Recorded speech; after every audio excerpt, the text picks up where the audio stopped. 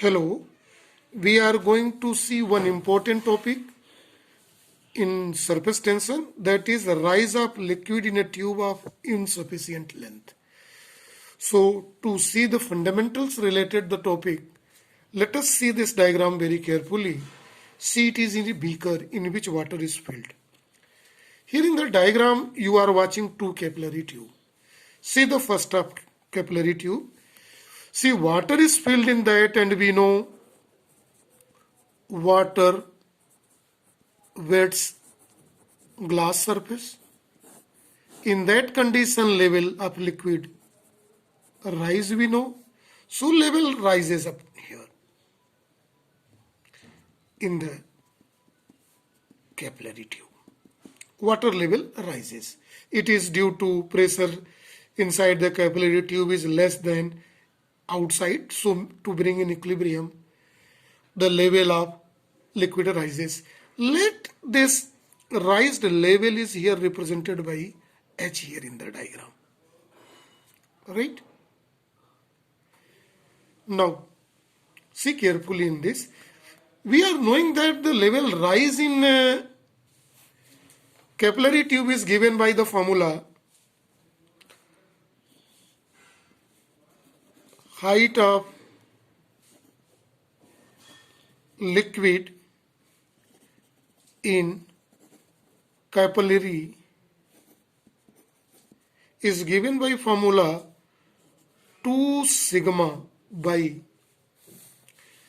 R rho G. We know this formula, here symbols have their meaning. We know sigma is equal to surface tension of liquid. R is radius of curvature of liquid meniscus. Radius of curvature of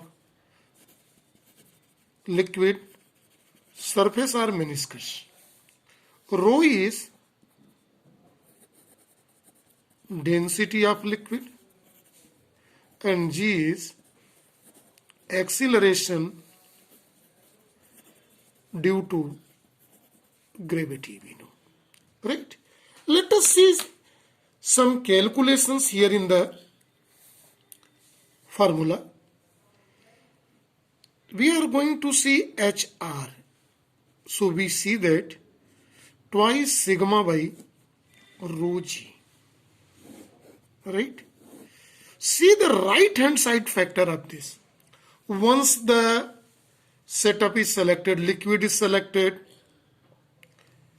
right? So the liquid we have taken water, its surface tension, density and acceleration due to gravity.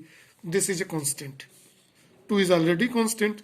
So this implies that H into R is finite value or constant for a given liquid in the system. It's clear? This formula speaks because right hand side is a constant. This implies that left hand side is also constant, finite value. Now the topic begins from here. Rise of liquid in a tube of insufficient length.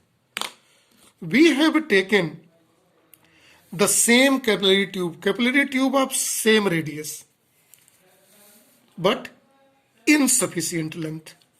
The height H is less than here. Then we see what happen. This level, water level will go out from this. Or what will happen here. So see very carefully to understand the fact. Now see H we have decreasing. H decreasing means R increases. Radius of curvature increases. So when we see that in that condition of insufficient length, let length is H dash only. Here is in sufficient length of capillary tube. This it means H dash is less than the H here. Is that clear?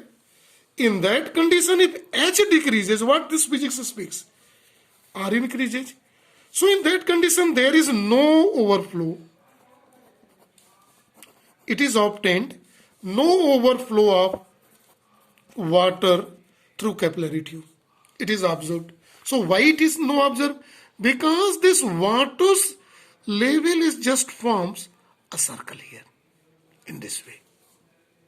See, radii of curvature.